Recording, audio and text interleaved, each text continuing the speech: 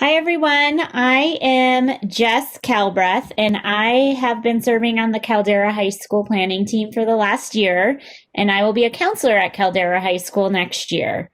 And today, I first want to welcome you to Caldera High School. I'm super excited to meet you, and I really cannot wait to interact and connect with all of you as you navigate your next 3 years at high school. The first thing that we need to do is figure out what classes you want to take. So we call that the forecasting process. Now, it is easy to look at a list of classes and simply just check off what you want to take. However, we really want you to think about your future goals, some of your interests, and really use that information to dictate what courses you take throughout your time here at Caldera. Today, we're going to be focusing on your 10th grade year, but also we want you to start thinking about what you think 11th and 12th grade will look like as well, because that might help you figure out what you want to take next year. So something to get you guys started is to look at the graduation requirements. So here are your academic diploma requirements. You'll notice that you need a specific amount of credits for each subject area.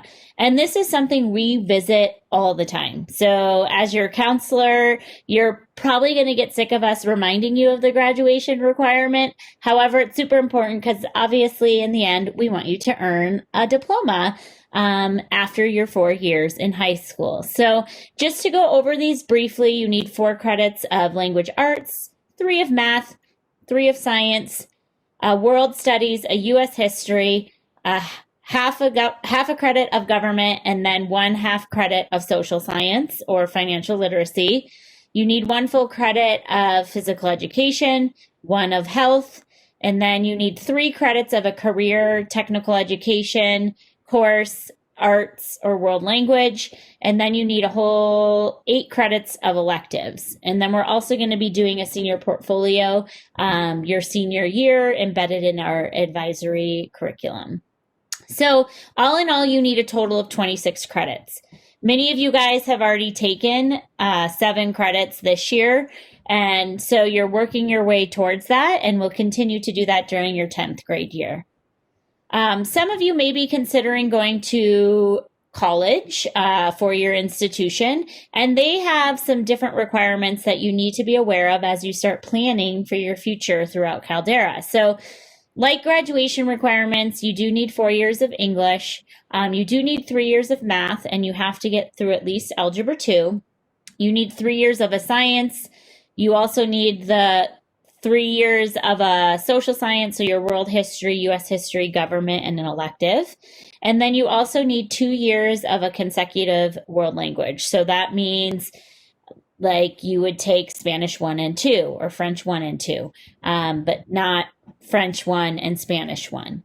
And then you also need to be earning C or higher in all of your classes. So these are your basic requirement for admission to most institutions in Oregon. So just looking at that, if you are considering a 4-year college, make sure you're aware of those requirements as you're planning for your years at Caldera. And then we do have an honors diploma. So some of you guys might be thinking of going above and beyond what our normal graduation requirements are. So you can see that the biggest difference is that you would need 4 years of math, 4 years of science, and then you do need that world language in order to apply for the honors diploma. In addition to that, 5 of your courses need to be an AP class or a highest level class in a pathway. And we'll get into that a little bit more your junior and senior year, but it is something to be aware of as you start planning for next year to know where you can head in terms of accessing AP and higher level pathways courses in the CTE curriculum. And just as a reminder, as you start thinking about your 10th through 12th grade year, here is a sample 4-year plan for most students. You'll notice that 9th grade is similar to what you probably have completed at your current school. So many have done an English, some sort of science, a math, a world history, and then a PE and health, and then 2 elective credits. So most of you all should have at least 7 credits by the time you finish your 9th grade year. Then this is where you're looking at for your sophomore year. So you can see that next year you would take an English, or chemistry, which is the required 10th grade science. Math would be determined by your pathway. So if you were in Algebra 1 this year, you'd move on to geometry. Geometry, you move on to Algebra 2. And then you would need a PE and a Health 2 next year. You'll notice that there's not a social science credit required for next year as a 10th grader. There are still options if you are interested in social science to take that. However, it's not a requirement, and you have room for at least 3 elective choices. And then this just moves on and shows you an example of what you would take in 11th and 12th grade in order to meet that minimum of 26 credits in order to receive your Ben Lapine Schools diploma. And again, the 4-year plan is something that we go over frequently. And actually this coming year as a sophomore, you'll be meeting with a counselor to do an individual sophomore conference to really make sure that your 11th and 12th grade are figured out and aligned with your goals, interests, and plans for after high school. So at Caldera, just to review, this is going to be a typical sophomore schedule. So you're going to have literature and composition 2, you're going to have a math class, you're going to have our chemistry, 10th grade chemistry class, and then you're going to also be enrolled in a PE and a health. And each of those are 0.5 credits, so they're a semester each. And that leaves you room for a total of 3 elective credits. So you'll notice that you're going to have 7 classes for the year. 4 of your classes are going to be core requirements, and then 3 are actually where you get to choose a little bit more or in alignment with your interests. So here is the course selections sheet. You will have this linked in the information that we sent out to you. So don't worry about being able to read it. As you can tell, you have a lot of options. So we're going to get into what this all means. So first, I wanted to explain a semester versus full year class. So each of the credits that are listed on the side of the course name on the sheet will tell you how many credits you would get for that class and how often it meets. So as you can tell under digital art, all of those are 0.5 credits. That means that they meet just for a semester.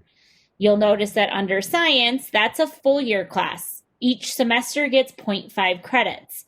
And then you also have orchestra, which is an example of an elective class that meets the entire year because it gets 1.0 credits.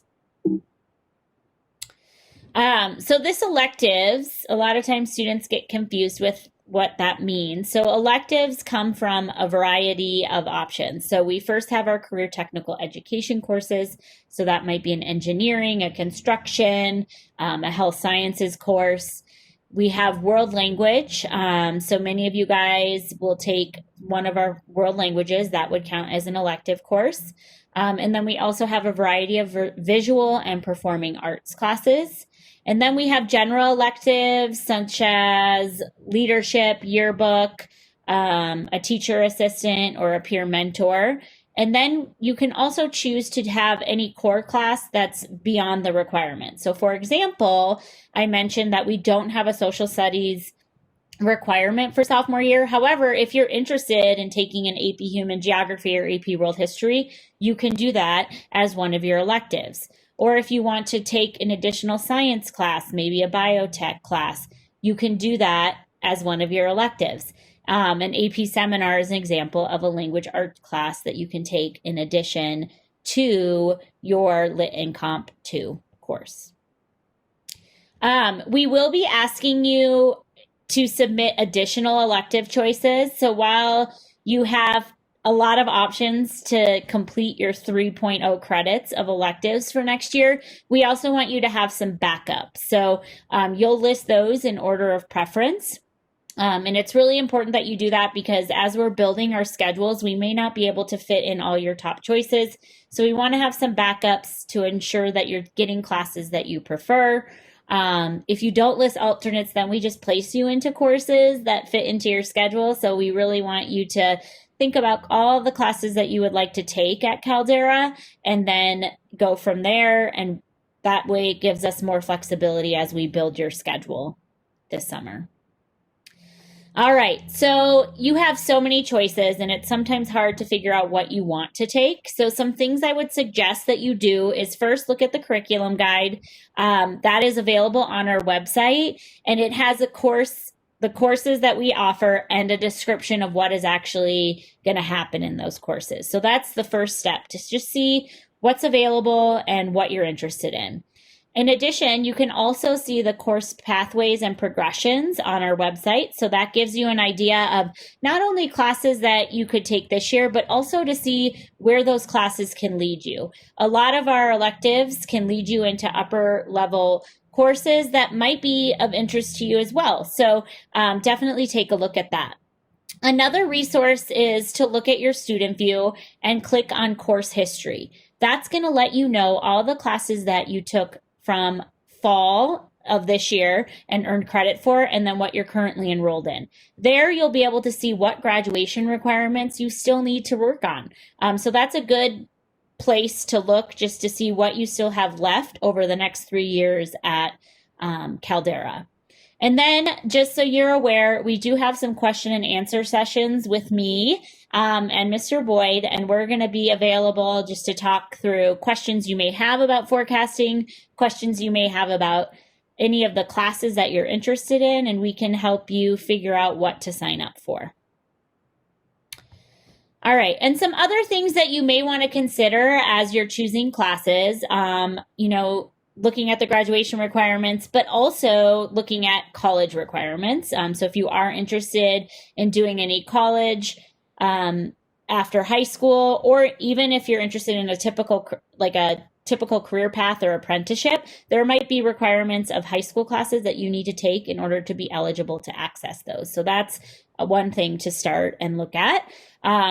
We really want you to be able to pursue your interests. So really think about classes that you enjoy, take a look at our curriculum guide and figure out what are the courses that you want to take. We know it's really hard, and sometimes, it's easy to just say, oh, I'll take a certain class with a friend because you want to be in a class with their friend, but maybe you're not super into the subject. That's not probably the best way to pick your classes. Really think about what you're interested in, and those are the classes that you should sign up for. And you'll notice that because you have 3.0 credits of electives available to you this year, you really get a chance to explore. So we encourage you to try new things and try different classes, because then that way you can narrow down what upper level classes you would like to take as you really fine tune your interests in high school. And then ultimately, we do want you to maintain balance. So, we love when students strive for high academics and really want to pursue difficult classes or more engaging classes in high school. But we also want you to be involved outside of high school, whether it's through sports and extracurricular involvement in the community. So really make sure that you're looking at how you want to spend all your time and ensure that you're picking classes that are a good balance for you, so you're not overwhelmed or just taking on too much. Okay, so the forecasting process, here are some steps just to review. You're going to review your transcript and identify courses that you still need to graduate. You're going to look through the curriculum guide, look through the course selection sheet, and identify courses that you want to take.